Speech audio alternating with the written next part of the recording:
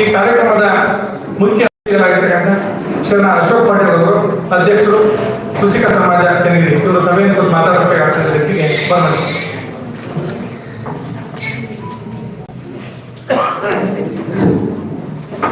ಕಾರ್ಯಕ್ರಮದ ದಿವ್ಯ ಸಾನ್ನಿಧ್ಯವನ್ನು ಶ್ರೀ ಮಂದಿರಂಜನ ಪ್ರಣವಸ್ವಾಮಿ ಡಾಕ್ಟರ್ ಗುರುಬಸವ ಮಾತನಾಡಲು ಕೃಷ್ಣಮಠ ಪಾಠಮೂರ್ತಿ ಗುರುಗಳ ಪಾದಾರಗಳಿಗೆ ನಮಸ್ಕರಿಸುತ್ತಾರೆ.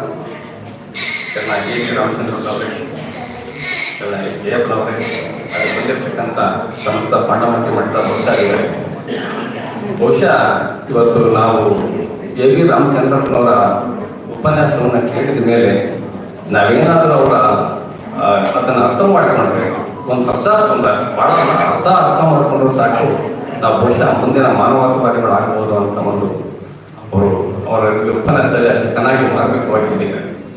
ಏನಾಗಿದೆ ಹಿಂದೆ ವೈದಿಕ ಪರಂಪರೆಯಲ್ಲಿ ನಮ್ಮನ್ನ ಯಾವ ರೀತಿ ಶೋಷಣೆ ಮಾಡ್ತಾ ಇದ್ರು, ಅಂಧಶ್ರದ್ಧೆಗಳಿಂದ ಮಹಿಳೆಯರಿಗೆ ಶಿಕ್ಷಣ ಇದ್ದಂಗೆ, ಅಂದರೆ ಪುರುಷ ಪ್ರಧಾನ ಕುಟುಂಬಗಳ ವ್ಯವಸ್ಥೆಗಳಲ್ಲಿ ನಾವಂತ ಸಂದರ್ಭಗಳಲ್ಲಿ ನಮ್ಮನ್ನ ಯಾವ ರೀತಿ ಶೋಷಣೆ ಮಾಡ್ತಿದ್ರು ಅಂತ ಹೆಣ್ಮಕ್ಳಿಗೆ ಗೊತ್ತಿದೆ. ಇನ್ನೇ ಕೆಲವು ಸಂಪ್ರದಾಯಗಳು ನಡೆದಿದೆ. ಇದನ್ನು ಕಂಡೆ ಅಂದಿನ 12ನೇ ಶತಮಾನದ ಮಾನವತಾವಾದಿ ಬಸವಣ್ಣವರು ಅನುಭವ ಮಂಟಪವನ್ನು ಅವತ್ತೇ ಸ್ಥಾಪಿಸಿ, ಬಹುಶಃ ಯಾವುದೇ ಧರ್ಮದಲ್ಲೂ ಕೂಡ ಸಮಾನತೆಯನ್ನು ಕೊಡ್ತಕ್ಕಂಥ ಸಮುದಾಯ ಏನಾರಿದ್ರೆ ಲಿಂಗಾಯತ ಧರ್ಮ ಅಂತ ಹೇಳಿ ಸಮುದಾಯ ಹೇಳ್ಬೇಕಂತ ಬಯಸ್ತೇನೆ ನಾನು. ಅವತ್ತಿನ ಅದನ್ನು ನಡ್ಕೊಂಡು ಬಂದಿರತಕ್ಕಂಥ ಲಿಂಗಾಯತ ಮಠ ಮಾನ್ಯಗಳು ಸರ್ವರಿಗೂ ಶಿಕ್ಷಣ ಮತ್ತೆ ದಾಸೋಹ ಈ ಎರಡನ್ನೂ ಒಟ್ಟು ವಿದ್ಯಾವಂತರನ್ನಾಗಿ ಮಾಡಿದ ಕೀರ್ತಿ ಈ ಮಠಗಳಿಗೆ ಸಲ್ಲುತ್ತದೆ. ನಮ್ಮ ಗುರುಗಳು ಪ್ರತಿ ವರ್ಷ ಕೂಡ ಬಸವಣ್ಣನ ತತ್ವ ಕಾರ್ಯಕ್ರಮವನ್ನ ಮಾಡ್ತಾರೆ. ನಾವು ಎಷ್ಟು ಜನ ಬಸವಣ್ಣವರ ತತ್ವವನ್ನು ಪಾಲಿಸ್ತಾ ಇದ್ದೀವಿ ಅನ್ನೋದನ್ನ ನಾವು ಯೋಚನೆ ಮಾಡಬೇಕಾಗಿದೆ. ನಾವು ಇನ್ನೂ ಕೂಡ ಅಂಧಶ್ರದ್ಧೆಯಲ್ಲಿ ಇದ್ದೀವಿ. ಈಗ ಲಿಂಗ ಧರ್ಮವು ದೇವಭಕ್ತರ ನಡುವೆ ಪೂಜಾರಿ ಮತ್ತು ಪುರೋಹಿತರೆಂಬ ಮಧ್ಯಸ್ಥರ ಅವಶ್ಯಕತೆಯನ್ನು ನಿರಾಕರಿಸಿದೆ ಅಂತ ಹೇಳ್ತಾರೆ. ನಾವು ಕೂಡ ಈಗಲೂ ಗುಡಿ ಗುಂಡಾಗಳಿಗೆ ಹೋಗೋದು, ಕೈ ಮುಗಿಯೋದು, ಮೂಢನಂಬಿಕೆಗಳಿಗೆ ದಾಸರಾಗೋದು ಅವೆಲ್ಲ ಬೇಡ. ನಮ್ಮ ಅದಕ್ಕೆ ಬಸವಣ್ಣವ್ರು ಏನು ಹೇಳಿದ್ದಾರೆ, ಕಾಯಕವೇ ಕೈಲಾಸ, ನನ್ನ ದೇಹವೇ ದೇವ. ಅಂದರೆ ಯಾವ ಕೆಲಸದಲ್ಲಿ ನಾವು ಮಾಡ್ತೀವೋ ಅದು ಇಷ್ಟೆಯಿಂದ ಮಾಡಿದ್ರೆ ಅದೇ ದೇವರಾಗ್ತದೆ. ನನ್ನ ದೇಹವೇ ದೇವ.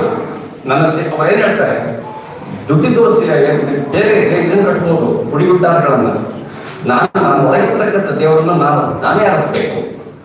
ಇಂಥದ್ದೆಲ್ಲ ಮಾಡ್ತಕ್ಕಂಥ ಬಸವಣ್ಣನವರನ್ನ ನಾವು ಎತ್ತುಗಳ ಪೂಜೆಯನ್ನ ಮಾಡ್ತಾ ಇದ್ದೀವಿ.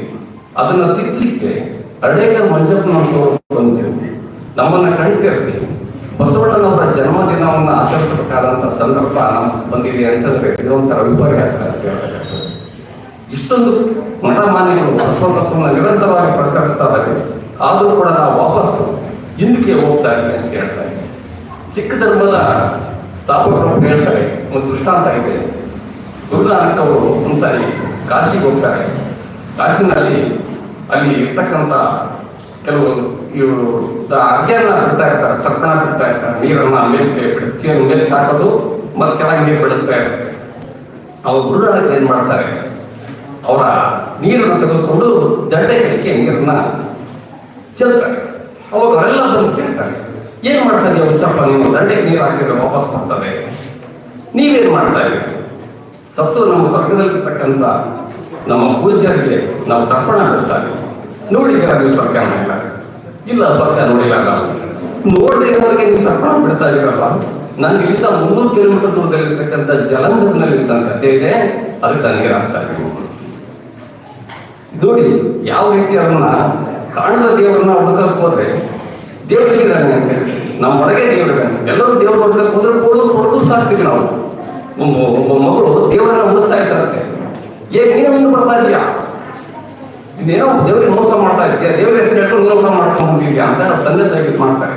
ಆ ಮಗು ಹೇಳ್ತೀನಿ, ಇಲ್ಲ, ದೇವರು ಪ್ರತ್ಯಕ್ಷ ನನ್ನ ತಕ್ಷಣದಲ್ಲಿ ಊಟ ಮಾಡ್ತಾ ಇದ್ದಾನೆ. ಆದ್ರೆ ಜನ ಆದ್ರೆ ನೋಡಿದಾಗ ಅದು ನಿಜ ಆಗಿರ್ತದೆ.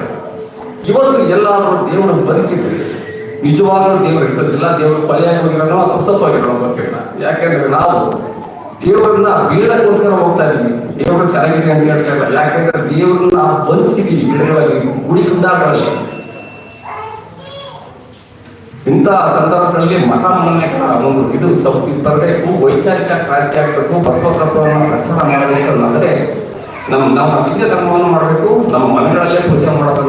ಬರೀಬೇಕು ಅಂತ ನಮ್ಮ ಮಠದಲ್ಲಿ ಸ್ವಾಮಿಗಳು ಸಾಕಷ್ಟು ಸಾರಿ ಹೇಳಿದ್ದಾರೆ. ಅದನ್ನ ನಾವು ಅರ್ಥ ಮಾಡ್ಕೊಂತ ಇಲ್ಲ ಅಂತ ನನ್ನ ಭಾವನೆ. ಈಗ ನಾನು ಕೃಷಿಕ ಸಮಾಜದ ಅಧ್ಯಕ್ಷನಾಗಿ ಒಂದು ನಾನು ರೈತ ಆಗಿರೋದ್ರಿಂದ ಎರಡು ಮಾತಾಡ್ತೀನಿ. ಏನಿಲ್ಲ, ನಾವು ನೀರನ್ನ ದುರ್ಬಳಕೆ ಮಾಡ್ಕೊಳ್ತಾ ಇದ್ವಿ. ನೀರನ್ನ ಚಳಿಗಾಲದಲ್ಲಿ ಮಳೆಗಾಲದಲ್ಲಿ ಯಥೇಚ್ಛವಾಗಿ ನೀರನ್ನ ಹಾಯಿಸಿ ಅವಶ್ಯಕತೆ ಜಾಸ್ತಿ ನೀರನ್ನ ಕೊಟ್ಟು ಬೇಸಿಗೆಯಲ್ಲಿ ನೀರೆಲ್ಲ ಪಡೆದಾಡ್ತಾ ಇದ್ದೀವಿ. ಅದಕ್ಕೆ ಏನ್ ಹೇಳ್ತಾರೆ ಅಂದ್ರೆ, ಬೋರ್ ಹೊಡಿಬೇಕು, ನೀವು ರೆಸ್ಟ್ ಕೊಡಬೇಕು, ಒಂದು ಸಹ ರನ್ ಮಾಡಿದ್ರೆ ಯಾವ ಸಹ ನಿಲ್ಲಿಸ್ಬೇಕು. ಯಾವಾಗ ಅವಶ್ಯಕತೆ ಇಲ್ಲದ ಟೈಮಲ್ಲಿ, ಅವಶ್ಯಕತೆ ಇದ್ದ ಟೈಮಲ್ಲಿ ನೀವು ಜಾಸ್ತಿ ಬಿಡಿ.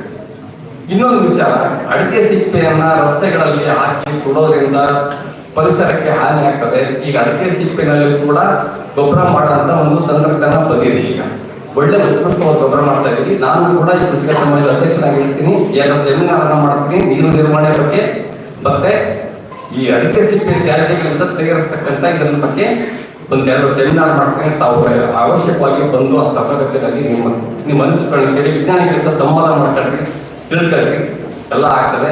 ನಾನೊಂದು ಜೇಡರ ದಾಸಿಮಣಿ ನನ್ನ 19 ವರ್ಷಕ್ಕೆ ನನ್ನ ಮಾತುಗಳನ್ನು ಮುಗಿಸ್ತೀನಿ. ಇವತ್ತು ಜೇಡರ ದಾಸಿಮಣಿ ಹೆಸರು ಇವತ್ತು ಕಾರ್ಯಕ್ರಮ ಮಾಡೋದ್ರಿಂದ ಎಳೆ ನಿಮ್ಮ ದಾನ, ಬೆಳೆ ನಿಮ್ಮ ದಾನ, ಸುಳಿದು ಬೀಸುವ ವಾಯು ನಿಮ್ಮ ದಾನ, ನಿಮ್ಮ ದಾನವನ್ನು ಅಂಜನ ಪುರವ ನರಕುನ್ನಿಗಳ ನೇಣಿಗೆ ರಾಮನಾಥ ಅಂತ ಹೇಳಿ ಒಂದು ದೃಷ್ಟಾಂತವನ್ನು ರಾಮನಾಥ ಅಂತ ಜೇಡರ ದಾಸಿಮಣಿಯವರು ರಾಮನಾಥರ ಹೆಸರಲ್ಲಿ ಬೆಳೀತಾರೆ. ಅದರಂತೆ ನಮ್ಮ ಮಠಮಾನ್ಯಗಳ ಜೊತೆ ಹೊಂದ್ಕೊಂಡು ಮಾಸ್ವಾಮಿಗಳವರ ಆಶೀರ್ವಾದ ಪಡ್ಕೊಂಡು ಅವರ ಮಾರ್ಗದರ್ಶನದಲ್ಲಿ ಎಲ್ಲರೂ ನಡೆಯುವಂತಾಗೋಣ. ಎಲ್ಲರಿಗೂ ನಮ್ಮ ಮಾತಿಗೆ ವಿರಾಮ ಮಾಡ್ತೀನಿ. ಶ್ರೀ ಗುರು ಬಸವಲಿಂಗಾಯ.